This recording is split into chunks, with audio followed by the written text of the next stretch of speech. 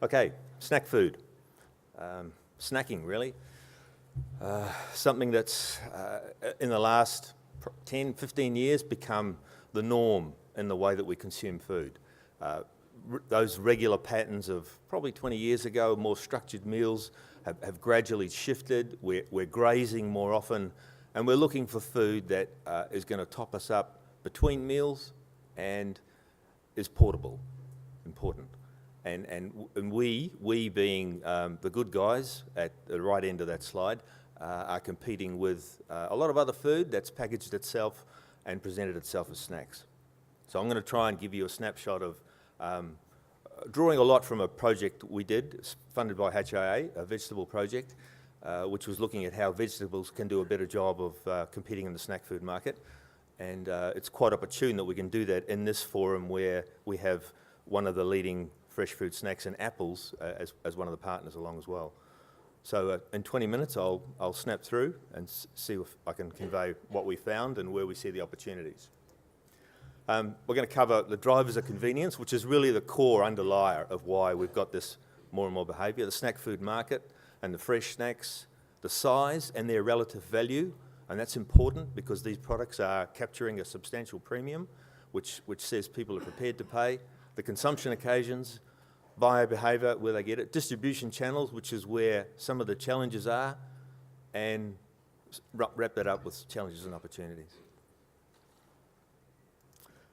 Okay, just a little about us, how we get this way. We work, as some of you may know, looking through the chain, aligning supply with what's happening right through to the household, so that we do that because fresh food needs to understand as much about demand as supply, because both of them can affect what's going on. At the consumer end of it, we capture what we call a complete week of shopping, 15,000 of those, where we ask and get detail on what people have bought to take home and what they have bought to consume out of home. Important because those two are shifting around. It's about 75% at-home purchases and about 25% out-of-home, but 1 or 2% either way, which we've seen in the last 5 or 6 years, is enough to indicate, bring a lot of pressure. And we arm that information substantially by a system we've got where our panel members scan on a smartphone, send us their dockets, and we extract the information. So it's very easy for them and a very complete full data set for us. Okay, snacking. The demand for convenience is locked in. We're shopping for food to take home between 3 and 4 times a week. The average supermarket shop still hovering around $50, okay? And that means that when we're shopping, an awful lot of what we're thinking about is tonight's meal. That the practice of planning the big shop is now the minority of what's going on. The week typically unfolds, if you used a barometer looking at convenience around preparing that evening meal, Monday, Tuesday, Wednesday, yes we do. We prepare the meal at home Thursday. I'm not so sure, I'm a bit sick of it. Friday we use the telephone, and on the weekend we play MasterChef. Broadly, that's how it works, okay? Now that Thursday night deal is meal is the one that's shifting. And there's been some clever stuff happen with food service apps that's coming in that's shifting and capturing a bit of that and bringing it back towards the likes of Uber Eats and Eat Now and that sort of thing, and I'll touch on that briefly. So convenience is there, it's in the behaviour. It means that we're buying food that's more ready to eat, it's prepared, the meats are marinated. It also means that we're much more welcoming of buying a smaller portion because we're very adverse to waste. And there's an acceptance of paying that premium. Okay, a couple of things in there that are important signals. There's a willingness to pay a premium for convenience, although they don't call it convenience. They call it other things. And there's a willingness to pay a little bit more if it's meal ready and I don't throw any out. Okay, and you see, just walk around the fruit and vegetable department, how much more in the last 10 years is there in smaller portions, meeting that need well and capturing a lot of value. The other thing that reflects that is that we're buying food different ways. Okay? Even in the last 5 years, we've seen a lot of changes, new distribution channels. This is a collection of what we might call the recipe kits, people that are selling food, enabled by online, really. Internet and smartphones have been a huge enabler for so much change, and this is happening. I'll pick out one of those, my food bag. I think initiated it in New Zealand 3.5 years ago. in March turned over 100 million. Okay, these are not fly-by-night businesses. People are warming to them, and they're picking it up and they're distributing more food. So we've got more diversity in that. A lot of them are still burning money and getting there, but so if you said that's the pattern of convenience that washes over the way we're doing food, what does that mean for snacks? Well, what it means is that they want snacks where they consume them. That's the wish list, or they want them in a portable form that will carry to where they're going to consume them, and they don't want to prepare them. Okay, very, very clear. And when we talk to them about it, give it to me in a form that I want to eat. There is a health and wellness impact on snacks, which works for us being, let's say, the fresh component in that. And there's a sort of a spectrum of, at one end we've got not good, but sweet and salty, and not quite addictive, but not far off. And further along we've got the treat. Don't mess with the treat. I like it. Okay, I want to have my muffin and my ice cream, and then at the other end, and uniformly we've got the healthy stuff. Yeah, I know I should eat more, and I want to eat more. Okay, there's no real hold-ups on that or doubt about it. And that's a pretty unique sort of demand profile. Here we are. We've got that offer. We being the purveyors of that type of thing, and yet we've got this really, really strong signal from consumers. Now they group. The consumers group a whole lot of stuff into what they call healthy snacks, and I'll talk about that there. It's not just fruit. There's a few other things that slip in there as well. So let's unbundle all of snacks. How big is it? And it's quite substantial. It's in terms of total snack food, we put it for 14-15 at 9.3 billion. Now put that in the context, the total food and grocery market's 95. So it's about 10% of what's going on. And that just tells you where those shares are. So 40% of that snack food market, and we've stripped back all of those other categories to only being the products that are consumed as snack. This is not the big tubs of yogurt, it's the little tubs. This is not all of the cheese, it's the sliced cheese. So there's a lot of work gone on to actually define that as just being the stuff that meets that criteria of being a snack. But encouragingly, 40% of it is what they call the fresh stuff. And not the fresh stuff, the healthy stuff. Okay? And the yogurts and the muesli bars, and those things have found their way in there. So that's quite strong. When we break that up, and that 40% is $3.7 billion business. Okay? When we break that up into the various pieces, it's encouragingly says that the fruit and the vegetable component of that's nearly 60%. Nearly 60% and worth about 2.2 billion. So let's put that in the context of the total retail market. Total retail fruit and veg is about 12.5 billion. All right, so we've got this sort of behaviour. The large majority of it is fruits, 90% of it, if not more, and so that's about a third of the fruit sales. Not all fruits fit the criteria of being a snack. You know, it's pretty hard to eat a mango on the run in the car. It doesn't quite work, you know. So there are things and there are a proportion of all of those fruits that we might think are instinctively snacking that aren't consumed that way. You know, a banana that's cut up and put on breakfast is not really a snack. It's added to another meal occasion.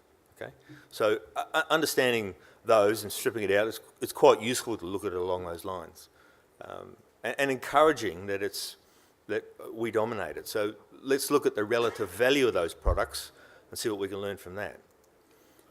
Okay, the best way to compare them, probably not the way the consumer does, is to say, what are these products like on a directly comparative, price per kilo?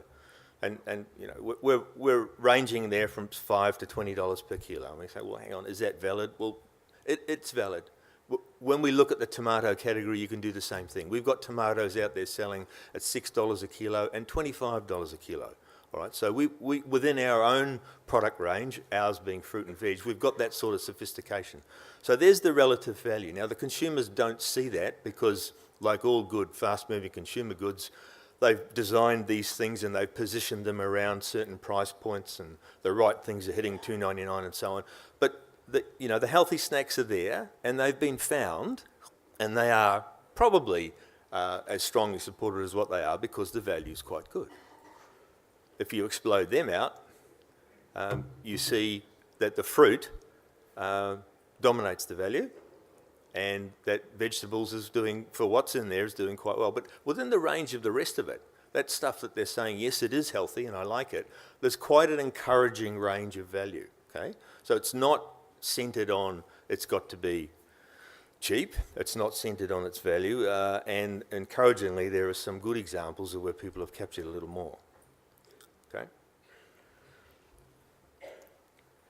And so, you know, in that, snacking vegetables, which is really dominated by the tomatoes and some carrots, and some other things are coming through now, particularly combination packs. In some of the work we did, we found the strongest appeal for some of the vegetables with a dip with something else with it. So those little 2 and 3 combination packs, there was big ticks for demand. Yes, we'll do those. And in the assessment on that HIA project, which if you come and see us at booth 60, we can refer you to where it is. There's a wonderful piece of reading. It's long and big, and if you're having trouble going to sleep at night, it'll do the job. But there's a lot of good information in it that's there, and this is really just a headline. Okay, frequency of purchasing, and this is an important point. Which channels are they using to buy it from? That's a busy sort of slide, but it just have a look at the green. And really, the supermarkets are dominating it, and it's a little easier if you sort of profile it this way. So the supermarkets are where, good on them, are where we are buying most of our snacks. Okay, C-stores have got this is always or often, not the occasionally, and that's where most of the volume's happening. Okay, so C-stores are getting a little bit. Gyms and the canteens, quite surprisingly, are rising. Now, that's not globally now, we've got the people that are providing you with a fitness plan, also providing you with the menu, and now slipping into, and we've got an offer of food for you, and the internet guys are finding them, and they're coming together very well, and that's got real legs. Okay, so the use of fitness coaches and the trust in them has increased, and that looks like it's getting extended out to, can you help me with my food as well? Vending hasn't really fired here. I'll talk a little bit more about that in a minute, but the vending technology is come leaps and bounds, really has come leaps and bounds, and there is some encouraging things out there. So supermarkets dominate it, and they are very effective retailers of products that probably function as portable snacks. The problem is that when we want a snack, and we're in a situation where we want it, like now, and we might want to have a fresh snack on the way out of here, we're not close to a supermarket, okay? So we'll look at the occasions and look at which of them happen at home and which of them happen out of home, and that just magnifies the fact that if there's an opportunity in this, it's getting our distribution right so we can get it in front of people when they're out of home and they want that snack, because that's the gap at the moment. Snacking occasions, that leads us into that. So 4 or 5, mid-morning, mid-afternoon, when the children come home from school, evening after dinner while watching TV. They're the majors, okay? And if we wrapped a time around that, we see, you know, mid-morning and mid-afternoon, that typical break in the workday, perhaps, not just work at home, but they are the 2 occasions that happen out of home, okay? They're the 2 that have the most regular pattern. They're the 2 high ones, and what we aren't doing as a provider of fresh and healthy snacks is actually making offers available to people that are in those situations. Because when you want a mid-morning and a mid-afternoon snack, you're in a hurry, you don't want to prepare it, and no disrespect, but you probably don't want to go to the supermarket to get it, because it's too hard. Okay, so we haven't got them close. So after school is a clear spike, and that's for, you know, the 40% of the homes that have got children in them. And after dinner, there's more, and watching TV, which can happen all sorts of times throughout the course of the day. They'll sit and graze. But importantly, the mid-morning and mid-afternoon are the 2 big occasions that happen out of the home that aren't being catered for by the way we distribute what we do. In terms of distribution channels, and just sort of winding up, there are many. I apologise for the busyness of this slide, but if we said there's a group of master channels and sub-channels between them, there are many different ways to get product out there, which is encouraging. Again, just simplifying that, think of it in retail, there's more than 20,000 outlets. Across food service, there are 56,000 outlets. Okay? So we don't have a shortage of infrastructure to actually get it out there.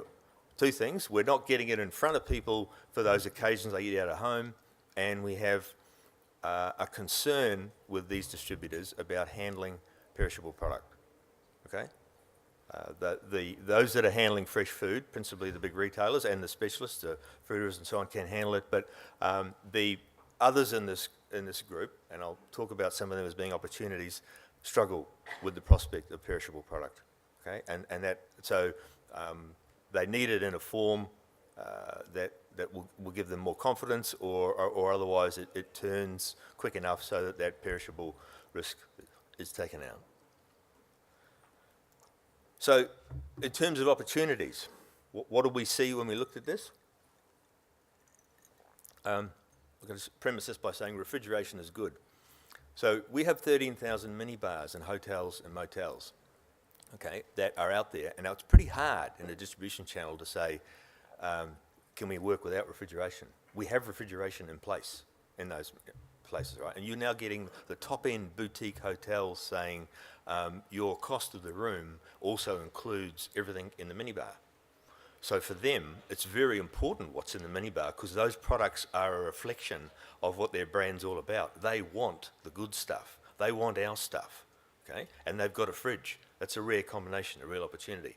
The gym food, there are 3,000 gyms out there that have come out of nowhere, and they are getting a lot closer, not quite life coaches, but they're getting a lot closer to recommending more than a fitness regime. Now, the scope for them, who are quite savvy businesses, to align with some of the internet providers is very high, and I suspect they will. Preschool, 7,500 out there at least, and they are very sensitive. They need food to be brought in. They struggle with the consistency of what parents may or may not bring. They have issues with allergies and that. They need to be careful about what's going on. They need support because they're going to have an infrastructure of distribution into them. There's an opportunity to get our stuff into them.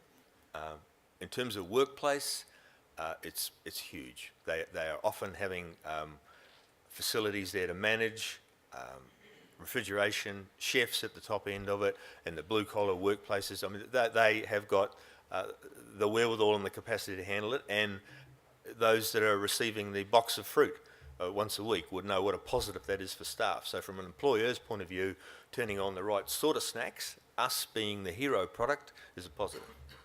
And vending, really yet to be touched. Think of a vending machine as being, it's sitting there, it's got a sophisticated telephone in the back of it. It's got all sorts of sensors through it. It doesn't need to be serviced to be looked at. It can be communicating back with its depot. There is vending technology out there now that will hold frozen meals. At the push of a button, will beep or heat that meal to a certain form, and then that's now being institutionalised in 24-hour shift worker places as a viable canteen solution. That's pretty good. If they can do that with a frozen product and heat it up, we can get fresh snacks through that as well. Okay. And I suppose here's about as good as it gets in terms of distributing a dedicated, fresh outlet, category split, just fresh, just fruit and veg, but it's going to be hard for us to rely just on that as a growth vehicle. It's going to be hard. There are a few of them out there. They are in high pedestrian locations. They sell all that stuff for $1 a piece, which is a substantial premium on what it's getting in the supermarkets that are probably within a kilometre of it, but it's about making it quick and easy. This is the best offer we have that caters for, I want a fresh snack at lunch and, before lunch and afternoon tea.